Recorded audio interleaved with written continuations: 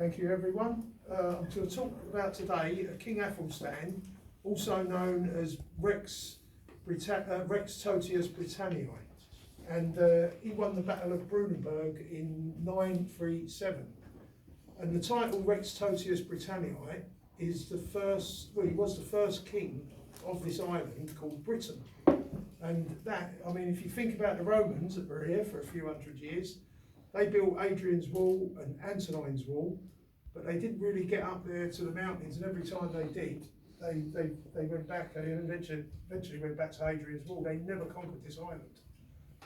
Now, the Anglo-Saxon Chronicle, if you've ever heard of it, it's like an historic story of the time of the Anglo-Saxons from I don't know when it actually started, but they was here from after Rome departed, the Romans departed, around about 450 to 1066 at the Battle of Hastings. Although it still continued a little while afterwards. But the first writing in the Anglo-Saxon Chronicle tells me what their intentions were, because they described the dimensions of this island, and that is a form of intent. And the intent was that they wanted to dominate this island from day one, because they didn't describe a certain part of the island, they described the whole island. And that was the first reading in the Anglo-Saxon Chronicle. So this was all done, this was all deliberate, and I believe that they did dominate most of this island. The lowlands of Scotland are as English as anyone else, any other part of England. Yeah. A lot of people don't know this. Edwinsburg is the Anglo-Saxon name for Edinburgh, and of course when the Danes came here off Lindisfarne, which was the first arrival, is an inscription in Lindisfarne, God save us from the wrath of the Northmen. And that's well above Hadrian's Wall, and that was English territory. So it's as much English as anywhere else in England. And the Scots were pushed up to to the outer limits of the Scots and the Picts, outer limits of the British island up in the mountains. And it's pretty much the same for the Welsh. They was in the valleys and the mountains of West Britain. So it was totally and utterly dominated by the Anglo-Saxons. And by 937, Athelstan, 934 actually, he marched up to the top of Scotland on the east coast with his army and with a navy running parallel with him. And he got right up to the top, and he basically forced them to submit to his will, and that they would pay dues to him every year, and they would attend his court in Winchester. And that was basically it then. He'd become Rex Totius Britanniae. But they was really upset about it up there in the mountains, the Picts. I'm not sure if they were really Scots up there in the mountains, they were definitely where the Picts are. And they formed an alliance to turn against the Anglo-Saxons, and this was the Battle of Brunanburh. Now I believe the establishment know where this battle is, but we've been told nobody knows where this battle is. And I've spent a very long time trying to work out where this battle was, because it's a very, very important battle, and it's one of the bloodiest battles ever fought in this country, if not the bloodiest battle. 30,000 dead on one side alone. And this happened in 937, and where is Brunanburh? Everyone says. Some people say it's in Yorkshire, some say it's in Lancashire. Well, we worked it out where it was coming from. It definitely came from the Wirral, but we couldn't prove it. And the Wirral, the modern name for the Wirral is Brunanburh, and that changed around about 1723. It was always known as Brunanburh before then. But there's associations as well, and if you have a look at one of them, you'll see a picture of the Thing, which is the Thing is an ancient name for a Norse parliament. There's equivalent names in Iceland and places like that, but there was a local accent that the Norse would have picked up, and it became the Ding rather than the Thing, because they had, I don't know, a bit like John, they might have had a Lancastrian accent or a Celtic accent or whatever, but the Norse picked up this other accent and it changed it. And the professors of language, and you've got some of the papers there, have confirmed that the Thing became the Ding, and it's called Dingismere. Now, in the Anglo-Saxon Chronicle, they described this battle, and they described that they fled back, the Norse fled back to their boats, their nailed boats, to Dublin, to get back to Dublin, because one of the Norse, the main North one, Olaf Guthrum, was the king of Dublin, and they was building a Norwegian empire there, all down the east coast of Ireland up to the north, and they were moving inland. And they had colonies in the Outer and Inner Hebrides, and they had the Wirral was also one of their colonies. It used to be Danish, but they sort of took it over. And of course they had the Isle of Man, the Orkneys, the Shetlands, Iceland, Greenland, and they went beyond to Vinland, which is maybe Nova Scotia in Canada. We know that they got there in about the year 1000. So they had a substantial empire, and sometimes they were part of the Danish Empire, and sometimes they broke away. People call them Vikings. I think it's a bit lazy. You got Danes and you got Norse. Norse means Norwegians, and Danes means the Danish. And it's really simple. It's not really. It's a bit lazy calling them the Vikings, in my opinion. So what happened was the English, with their intent, they've had a long time. Here I've got here is the casket, the Franks casket, brought to this country and given to the British Museum by Sir Augustus Franks. It was found in the is that all right? It was found in the in France after the French Revolution. It was a bit knocked about. This is a copy of it, and Sir Augustus Franks got hold of it. He acquired it, and he give it a gift to the British Museum. So you can find out about it. It's in the British Museum. I've got a couple of copies of it. You've got one over there if anyone wants to have a look at it. And this is another thing. It's about what the Anglo-Saxons thought of themselves. They believed they was a people of destiny. And part of there's a lot of stuff on this Anglo-Saxon casket.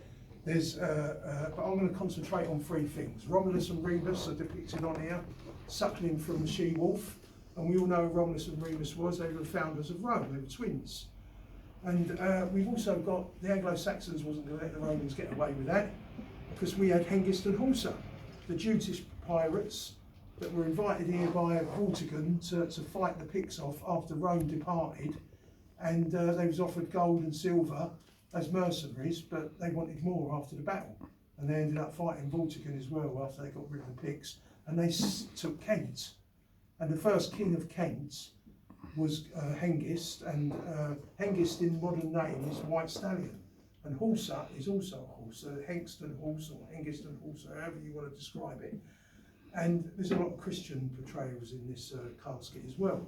So this links at the Anglo-Saxons by putting Romulus and Remus. This casket has been proven to be made round about the 7th and 8th centuries, and it's made of whalebone. It has Anglo-Saxon runes all around it, and it shows what the Anglo-Saxons thought themselves. And this is in Northumbria where it was made. And this is the time of the Venerable Bede. Now the Northumbrians really could have been the masters of Anglo-Saxon England, but because of the bit that I mentioned earlier, when the Danes arrived at Lindisfarne, this basically sealed Northumbria's fate of going to be a massive area of Anglo-Saxon England that was half of it was going to be destroyed by the Danes eventually, because they were the nearest on the east coast of England and the nearest first landing spot when the Danes came here. So their sealed was fate, but their fate was sealed, that they were never going to be the masters of this island, because there were different tribes. And it was the ones that were furthest away from the Danes that managed to succeed, and they were the West Saxons. And but the Venerable Bede, who's a Northumbrian, you can see round about that time in Northumbria, they were setting themselves up to be the inheritors of the Roman Empire. With Hengist and Horsa and Romulus and Remus, they were saying that we're going to continue the work with Hengist and Horsa, and then we're going to have these Christian values, which is depicted on this. This is just something I've interpreted, and I thought it's something worth mentioning. So let's get back to the battle. The battle was fought. It was a day-long battle, and it was fought in the Wirral, at a place what we now call Brunanburh, but it's Brunanburh. And at the bottom of Brunanburh, what the berg means is a fort. And Alfred the Great, who came before King Athelstan, who was Rex Totius Britanniae, gave the idea of a country called England. As the Northumbrians fell, the West Saxons rose to become predominant, and after 878, the Battle of Eddington, Anglo-Saxon, Alfred reclaimed half of England, split down the middle from on a diagonal line from London right up to Chester, which is next to the Wirral, and everything south of Watling Street was English, and everything north of it was Danelaw, and that was Guthrum, and he lost that battle. And eventually Alfred got him to be converted. So he had this idea of creating England, and Mercia was incorporated into Wessex, which was a big rival to Wessex. So now we've got half of England under Wessex rule. And as the time went on, the Danes were in decline now, and this really brought about where the Norwegians broke away from them as well, back in their Scandinavian homelands, and that's when the Norwegians started to form their own empire. They didn't want to go where the Danes went. They went over the top of Scotland, went to the Orkneys, went to the Shetlands, come down the west coast of Scotland, and settled in Cumbria, in the Outer and Inner Hebrides, down into the Isle of Man, as I said, and over to Ireland, and in the Wirral. Wirral is very important. It's a peninsula. It's easy to defend because it's surrounded on three sides by water, so you only have to defend one side of it. And we had to build, the Saxons had to build a fortification to defend themselves against these people, and it was called Brunanburh. Alfred had brought this idea of these fortifications when he was king, and he was the grandfather of Athelstan. And Athelstan was just continuing the ideas of Alfred to create a country called England, and with the intentions to unite the whole of Britain under one rule. And he'd achieved that in 934.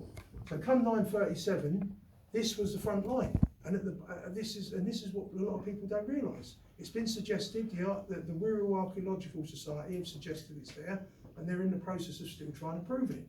And there's been other people that have been suggesting it by place names. You'll see them there in the papers that I'll give you. There's a place called Thingy in the Wirral, and Thingy really is telling us this is where the old Norse Parliament was. And it's mentioned in, I've got a copy of it here, I can't show it on the film, I'm sorry, but I can tell you what it is. It's mentioned that there is a translation into modern English that the Anglo-Saxon Chronicle said they fled to Dingy's Mere, which was pronounced, Thingy was pronounced Dingy by the locals, to get on their nailed boats and sail back to Dublin. So this is the association, and through association we can prove that this is now the Wirral, because you've got the Brunanburh, which used to be called Brunanburh, you've got the fortification, you've got the boundary. It's written in many Anglo-Saxon chronicles that this was a front line in the 10th century between the Norse and the English. And below it was the Biddingsdale Brook, and above the Biddingsdale Brook in this little valley was Brunanburh. And then they fled to Dingy's Mere. So we've got this association with these place names to prove it's in the Wirral. But we've got more as well.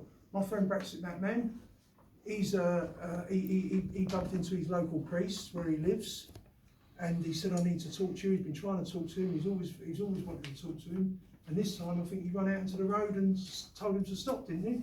He believes he's been told by God to do this, because what he found was unbelievable.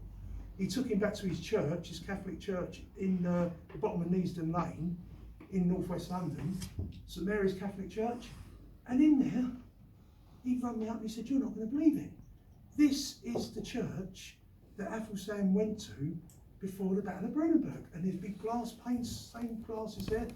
And we've looked into it, and we found more and more and more about it, that the reason why Willesden is called Willesden, because there's a holy well there. And that's why Athelstan went there, to get the waters for the holy well, so that he could be blessed before the battle, and he would then believe that, you know, he's been given the holy water from God to win the battle. And he rewarded that church afterwards, because afterwards, in 938, that was just a wooden shack at that time with a little well associated with it. he ordered that church be rebuilt, and the Saxons never really built in stone. Everything was in wood, but this church was built in stone, and this is a great gift to that church. It was recognised, and the whole of Willesden, it literally comes from this church and from this holy well that's there. So I then took on, I went on to my sat-nav and I typed in this church, and I knew then, what on earth was Athelstan doing there before the Battle of Brunanburh, if it's supposed to be in Yorkshire, like so many people are telling us. And I realised it's Watling Street again. Watling Street is very close by. You've got the Edgware Road running up, the A5, and then we found out that the Willesden Lane is an ancient lane that runs off of the Watling Street, or what we now call Kilburn High Road, and it takes you virtually all the way there to the church. It's unbelievable. And then I typed in on the sat-nav the church and trying to associate it with Watling Street, and there it was in Radlett, which I believe is east of Watford, and I've been in Radlett, and it's a very straight line, and when you're actually on there it says Watling Street, and you can see the history in this road, and it takes you straight up to St Albans, which the Romans called Verullium. And there it is, this church is literally in line with Watling Street in Radlett, and in line with St Albans. So for me, that was it. We've got it now. We've got it. He's obviously he's using Watling Street, he wouldn't use it to go to Yorkshire. He's used it to go straight to Chester, straight to the Wirral. And that's why we've got the proof now that it's in the Wirral. We found this out. It's unbelievable. And a lot of people, I mean, Bernard Cornwall, I've got a picture here, Bernard Cornwall's convinced of it. When the Wirral Archaeological Society, he's written a new book now, he's calling it The Empty Throne. And I emailed him, he replied back to me, and he's convinced that is also, but the Wirral Archaeological Society won't come out and definitely say this is the place of the battle. They're just, they want to cover themselves. But I believe in 2019, when they declared this was a very politically sensitive time. And they don't want us to have any nationalistic identity. What was Britain doing in 2019? They were trying to leave the European Union. And when you want to try and leave the European Union, and you've got a political elite that don't really want to let us leave, you saw how they dragged it out for years. They don't want us to find out things about where was the first battle that created a country called Britain. You know, they don't want that to happen. They try to hide it. And there was I actually worked this out without knowing what the Wirral Archaeological Society said in 2019. I thought I'd done it and I was the first one to do it, until I started delving into it more, and I found out that other people were saying it, like the Wirral Archaeological Society and some other people that were experts on the language, on the thingy. So yeah, but what's really important is that the establishment don't want us to know where this place is. So this is why it's so important. This is the identity of the British nation. And a lot of people want to destroy the British nation. We know that Sinn Féin want to destroy the British nation. We know that the SNP want to destroy the British nation, and Plaid Cymru, and they're all communists. Originally Sinn Féin was meant to be us alone, but they're not us alone anymore. They're in with mass unlimited immigration from Europe and anywhere else into Ireland. They're in for European Union membership. That's not us alone. They've sold out the Irish people. You know, people like Gemma O'Doherty and things like that, they're fighting for an Irish identity. And we know about the SNP. But there's English people as well that are trying to destroy Britain as well. And the political establishment. Look what they've done with Northern Ireland, with the protocol. They're trying to, in a very subtle way, to break Northern Ireland away, make it part of the rest of Ireland. So even we know they're all traitors, all of them. So they definitely don't want this to come out about Brunanburh. So the Battle of Brunanburh is a very important battle. It was fought when it was fought, and there was a massive defeat for the Scots, who was King Olaf, and Olaf Guthferthson, and Constantine, the Scottish king. I mean, I don't know how he survived. He got away. 5 Scottish kings and noblemen got killed. Olaf had to go back to Ireland. Total shame. never ever really got over it. And the annals, the Irish annals, I mean, I'm in touch with, what's his name, Dave the Chariot O'Reilly's on Telegram, and he's an expert on the Irish annals, and he said how well the Irish annals spoke of King Athelstan. Athelstan was spoken of all over Christian Europe, because what the King of Scotland did, Constantine, he was so upset that he had to pay tribute to the King of England. He joined up with pagans that wasn't Christian, and he broke the golden rule. He joined up with these Norwegians that wasn't Christians. They still believed in the old pagan gods, which the Anglo-Saxons used to believe in, and then they've attacked the Christian kingdom. But it didn't work for them. They all got destroyed, and that was basically it. And you know, he could have executed it a little bit more. Maybe he needed to go up to Scotland and remove Constantine. But my friend Brexit Matt Mann's going to talk about that afterwards. So I think we call that a day now. And